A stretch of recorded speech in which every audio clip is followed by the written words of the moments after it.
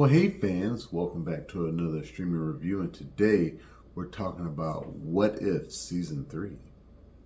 So, What If Season 3 is part of the MCU in that it is, an animated series that explores the different universes within the MCU multiverse. I think Season 1 was pretty great. Season 2 was a little lackluster, and unfortunately that carries over into Season 3. I think many of the episodes were not up to par with the storyline we got in the first season. And by storyline, I mean like the multiple separate storylines and how they all converged into like a Guardians of the Multiverse type of thing at the end of the first season. The second season, a lot of those episodes were good as well, but then they kind of backtracked on what they set forth in the first season. And in this third season, since everything got pushed back at Marvel and things, aren't coming out when they're supposed to, a lot of the stuff does feel out of order and it doesn't really work with the overall multiverse stories that they are telling. One instance being there is a Shang-Chi themed episode, but it's in the past, but there's like future technology.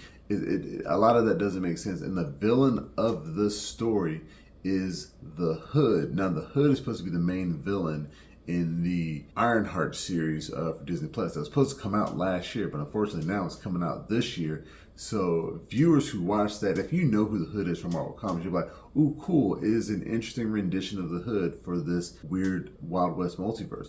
But for those who are paying attention to the MCU, they have no idea who that is and why that works, especially since the Hood in this episode is not the same Hood who's going to be in the show. It's a different character that ends up taking on that, form. And that could have been something that they changed in post-production because they knew, oh, well, we don't want to spoil anything for that show, so we need to put this new character in that, costume.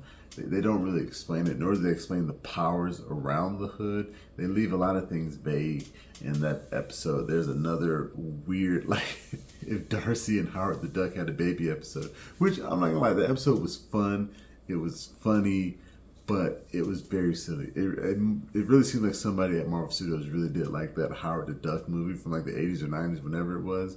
So, and they kind of wanted to make something like that more canon. The Red Guardian Winter Soldier episode also tickled my fancy. I think I enjoyed that one a little more than I hated it. What If Agatha Went to Hollywood? That's another episode I enjoyed more than I thought it did. It was more of a musical. A lot of things made me laugh. Kathryn Hahn is just still great voicing the character, and the connection with the Eternals, I think, worked for her overall personality and power set. Same with Kingo. But all the other episodes, what if the Hulk fought the Mech Avengers? What if the Watcher disappeared? A lot of that stuff I just didn't care for. And like overall, the season just felt so disconnected from what they were setting up with this whole multiverse saga. Again, one of the biggest issues with this show is there has been no mention of the TVA. Well, I should take that back.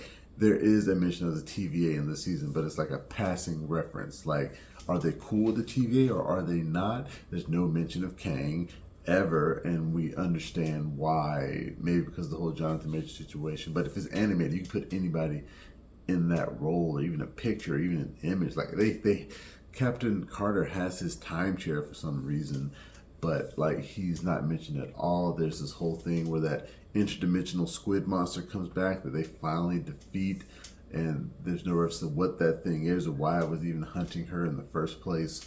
Like, there's so much, and especially when you get to what, like, the Watcher and what he's supposed to do, and like how he became a Watcher. All of that was interesting, but who created them? Like, did they exist before Loki took over the multiverse, or did they exist when He Who Remains was creating the sacred timeline, or did they exist from the time before? When, like, how, and to become a Watcher, it is apparently, you just gotta say a chant, and you get all this infinite power. Things like that, those kind of limited plot holes, it just, the whole show falls apart. Like, as like an anthology, something that is not included in the MCU, is just like a separate thing they push off to the side. I can see somebody enjoying all 3 seasons of this show. As a kid, I probably would have loved this so much. But connecting it to the MCU, especially during this multiverse saga, it stands apart as not really connecting or making any sense. And it feels like something that was unnecessary, especially since we haven't seen any of these characters translate to live action.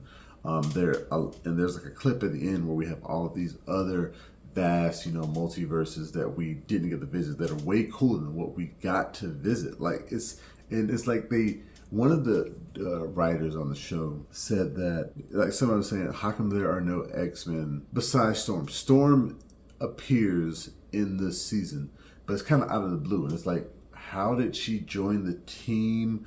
When was this allowed? And like one of the writers on the show said, well, we didn't know we had the rights to the X-Men when we were writing this show. Disney had the rights to the X-Men characters. I don't know how many years ago they bought 20th Century Fox. There should have been a lot more X-Men characters in this series, especially when you got that animated X-Men 97. And the fact that the person who did this season is taking over for X-Men 97 after Bo DeMayo really gives me pause. And like overall, I didn't really care for the season. Animation, it was fine. Some of the stories made me laugh, but overall, as a connection to the MCU, it was a waste of my time. In terms of the score, I'm gonna give it an average 3 out of 5, and those are just my thoughts. I don't know if we'll even see these characters in Doomsday or Secret Wars or however it works, or what we're doing moving forward, because it does seem like this is the end. Season 3 of What If is over, and they're just leaving it in the past and not even going to try to make any means to connect to it. But yeah, thank you guys again for joining me for this streaming review. You can find the full review on YouTube and the website, flipfrogllc.com/flicksfrog. You can find us on Facebook, Instagram, Twitter, and Reddit. And please, pretty please, make sure that you like, share, and subscribe. And until next time, I'll be seeing you.